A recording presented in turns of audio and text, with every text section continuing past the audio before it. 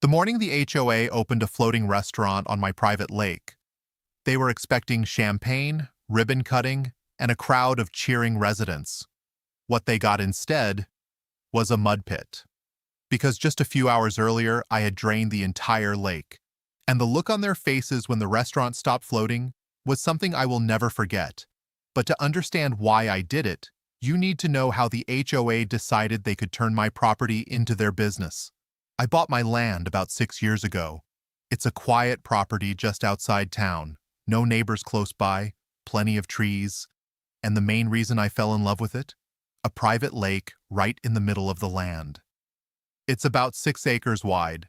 Nothing huge, but perfect for fishing, kayaking, and just enjoying the silence. When I bought the property, the paperwork was crystal clear. The lake, the shoreline, the dam that holds the water, all of it belonged to me. No shared access, no public rights, just private property. For the first few years, it was perfect. Then the development showed up. Across the road from my land, a construction company built a gated neighborhood called Pine Ridge Estates. Nice houses, nice landscaping, and of course, an HOA. At first, it didn't bother me. My property wasn't inside their community, so their rules didn't apply to me. Or at least, that's what I thought. About a year after the houses were finished, I started noticing residents walking near the edge of my property. Some of them even stood by the fence looking at the lake like it was a tourist attraction. I didn't think much of it.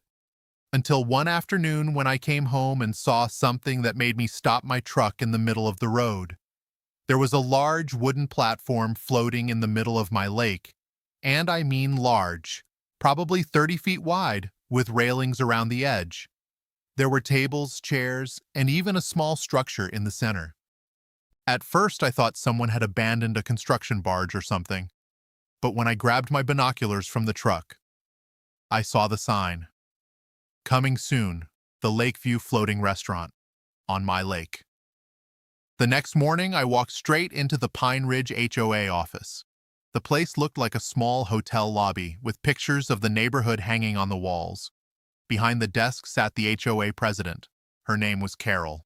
When I introduced myself, she smiled like she had been expecting the conversation. "Oh yes," she said. "You're the lake owner." I nodded slowly.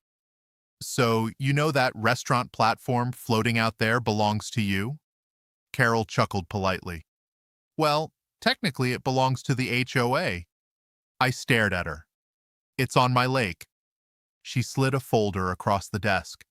"Our legal team believes the lake connects to a public waterway through the creek." I opened the folder. Inside was a basic diagram and a short legal opinion.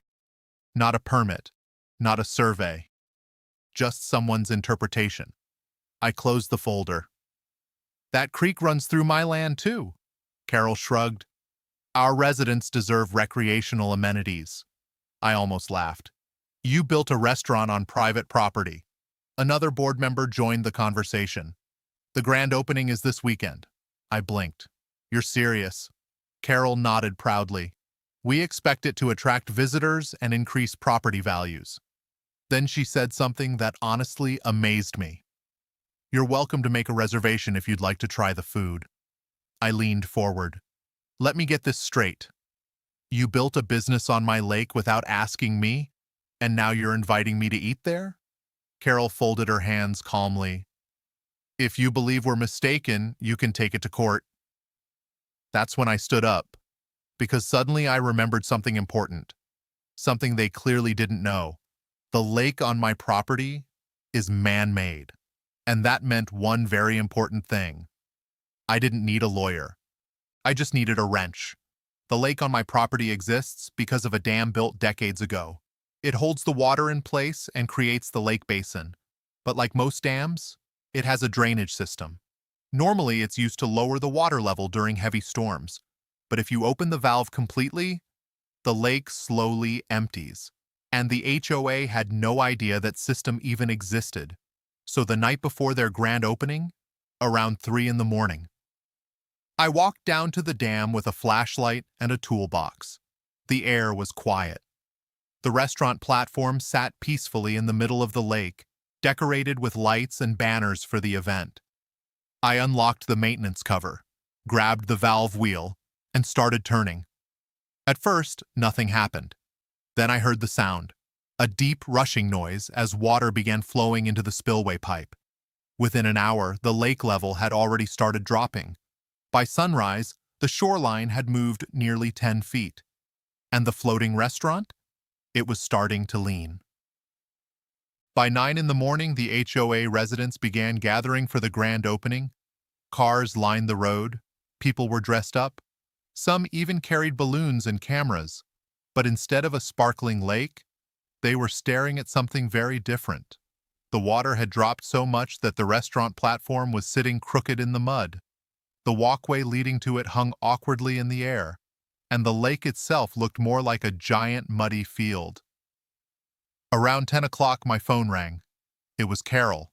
She sounded furious. "What did you do to the lake?" I kept my voice calm. "I adjusted the water level." "You drained it." "It's my dam."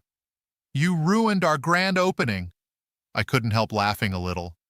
"You built a restaurant on someone else's property." She threatened lawsuits, police reports, even county officials. But once the county surveyor reviewed the property records, the truth was obvious. The entire lake belonged to me. Every inch. 2 weeks later, the HOA had to remove the floating restaurant. Completely. At their own expense. And according to one contractor who worked on it, the project had cost them nearly $150,000. All wasted. These days, the lake is back to normal. Quiet water, fishing at sunset, and no floating restaurants. But sometimes, when I paddle across the middle, I still see the wooden posts stuck in the mud where their platform used to be. A very expensive reminder that before you build something on a lake, you should probably check who owns the water. Subscribe my YouTube channel for more HOA interesting videos.